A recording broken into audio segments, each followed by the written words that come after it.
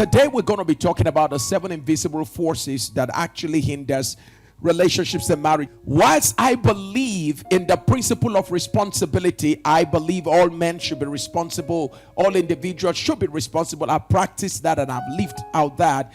It's important to understand that sometimes people are made to be responsible, and people actually even accept responsibility for things they do which is outside of them, meaning that there are influences and forces that makes people do what they do that is beyond themselves. Is that okay? There are people who are acting out scripts that have been written in the spirit realm. The downfall in relationships among so many of us is as a result of the fact that we are ignorant of the invisible side that controls decisions, actions, and behaviors.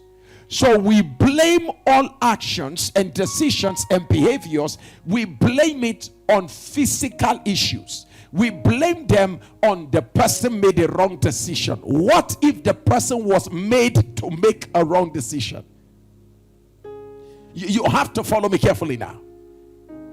Or the person took a wrong action. What if the person was made to make or take a wrong action?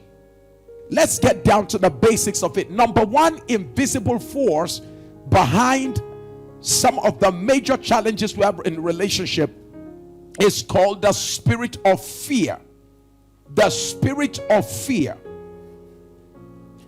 When an individual for no reason becomes afraid of the person you are in relationship with for no reason.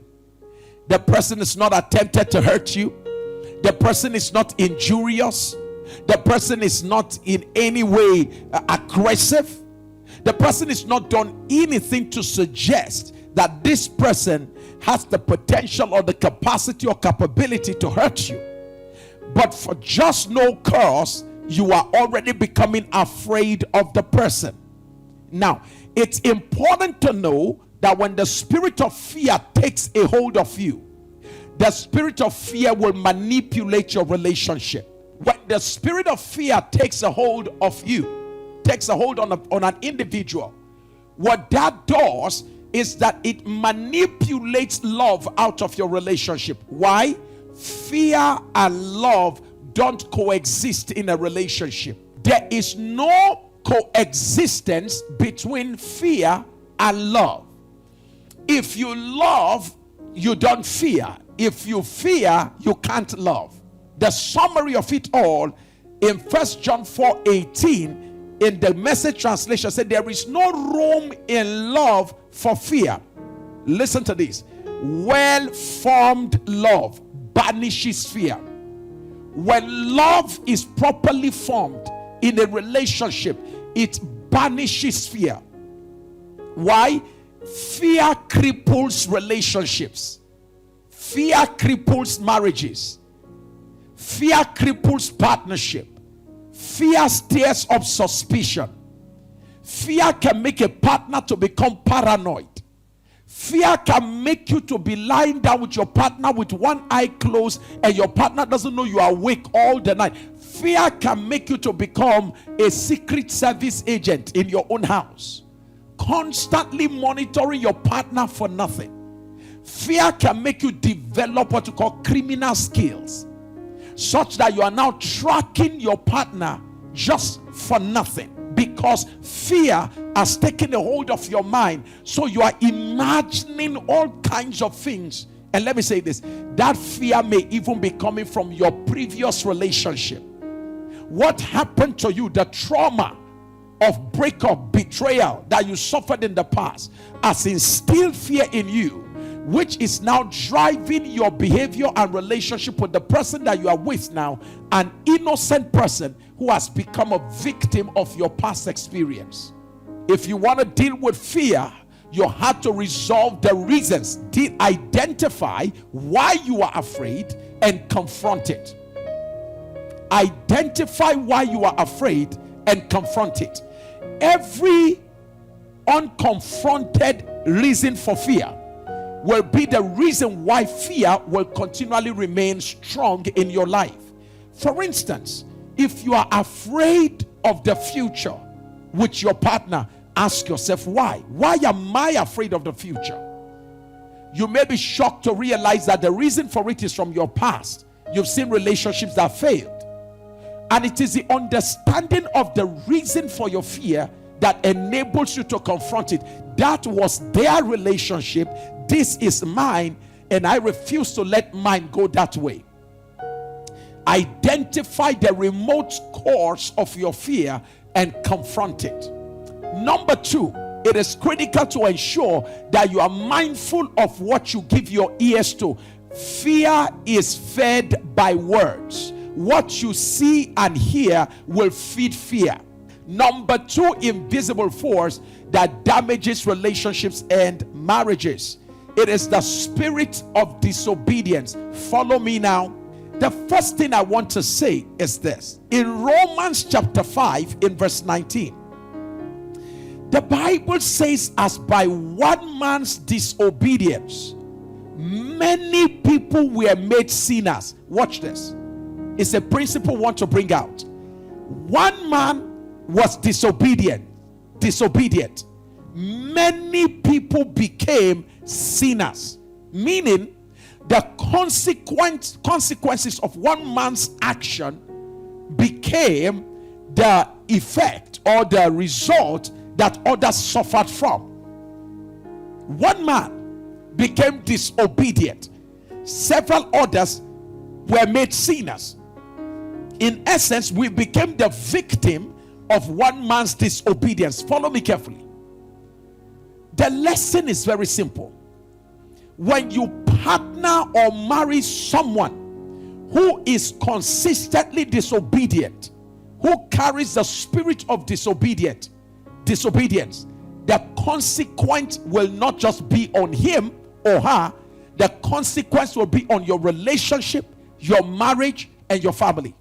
I want to leave this with you. Never forget that one man's disobedience can sink your relationship.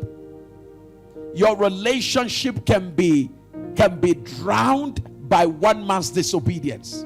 Disobedience is a weight too much for any ship to carry, any relationship to carry, and sail safely to its destination. You can't go into the future carrying disobedience in your relationship. It will drown the relationship. Number 3, the spirit of manipulation. The spirit of manipulation. One of the major reasons why relationships break down is manipulation. The spirit of manipulation at work on one of the partner. I'm going to make 2 statements.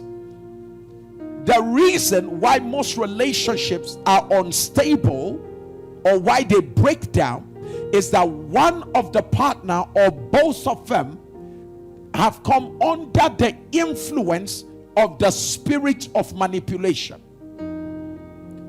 So if you have the spirit of manipulation in operation on one of you, or the spirit of manipulation operating through one of you, so you can have the spirit of manipulation operating on you, in you, and through you. In any of this situation, the relationship will not be normal. Sometimes in a relationship, a partner behaves in a particular way, and you are wondering, is this the same man that I know? Is this the same woman that I know? No, she's under the influence of the spirit of manipulation. Someone is regulating behavior. Some spirits are influencing actions, decisions, and behaviors. It is called the spirit of manipulation. So we're talking about manipulations. How do they happen? Manipulations happen through spells and incantations, through psychic activities, through voodoos, through enchantments. That's how it happens. Your names will be called and you'll be given instruction as you are going home. Hate your wife. And you get home too, you just find yourself hating your wife. And madam, when you see such behaviors, that are foreign to the man you marry, just know manipulation is taking place somewhere else. Madam, instead of attacking him, get in the place of prayer. Let me share one more with you. It is called the spirit of abandonment. It is one of the invisible spirits that influences people's behaviors in marriages and relationships. Psalm 27 in verse 10, the Amplified Version. The Bible says, although my father and my mother have abandoned me. This is David saying, I felt it. Although my father and my mother have abandoned me, yet the Lord will take me up and adopt me as his child. Adults who were abandoned as children must deal with the spirit of abandonment, otherwise you will not enjoy your relationships and marriages. If your father abandoned you when you were small for your mom and walked out of your life, it's not a painful situation, then please understand that I empathize with you. And I understand it's a painful thing. Your father, your own father, walked out on your life when you were very small. If nobody told you this, what that did to you was that it initiated the operation of the spirit of abandonment. It is a subconscious, subliminal thing. You don't even know. Because you see, when it happened, you just knew somebody left me. And it's always interpreted as, I am not good enough, otherwise you should have stayed. And one of the things that you will notice is that you are always disconnected. You don't like intimacy. You don't like to be too close. Or if you are close to somebody, you always want to hold on too tight to the person, because there's something in the subliminal, something in your subconscious that is telling you, if you don't hold on to this one, you will lose this one, and this one will leave you again. That is why people endure abuse. That is why women stay in relationships that are abusive. The man will beat them, the man will abuse, assault, harass, embarrass them, but they will still stay there. You know why? They will rather hold on to pain than let it go, because they don't want to experience abandonment again. The wound of abandonment only God can heal. If you are there, your father abandoned you, your mother abandoned you, you were abandoned as a child. Some of us were even given to foster homes. Some of us were dropped, somebody picked us. And some of us in relationship, men have abandoned us and have moved on, having gotten all they wanted from us. Some of us in life, in relationship, in ministry, people have used us, abandoned us, and they've moved on. The pain of abandonment, the root of it is still in us. It's important to understand that although it happened in your past, the time has come to deal with the root of the pain of it, so that you don't attract it in your future. You will not be abandoned again. And if it ever happens again in the future, I'd like you to know that there is a God who heals the broken at heart. Jesus said, the Spirit of the Lord is upon me. He has anointed me to heal the brokenhearted. So if you've been abandoned by parents, friends, institutions, organizations, even church has abandoned you, it's okay. It's okay. Recognize it. And please understand, it's a painful thing for that to have happened to you. But you can't dwell in your past. You can't dwell in abandonment. Abandoned people also abandon others. It's important to understand that wounded people end up wounding others. It's good for you to be healed, so that instead of wounding others, having been wounded, you bring healing to so many others.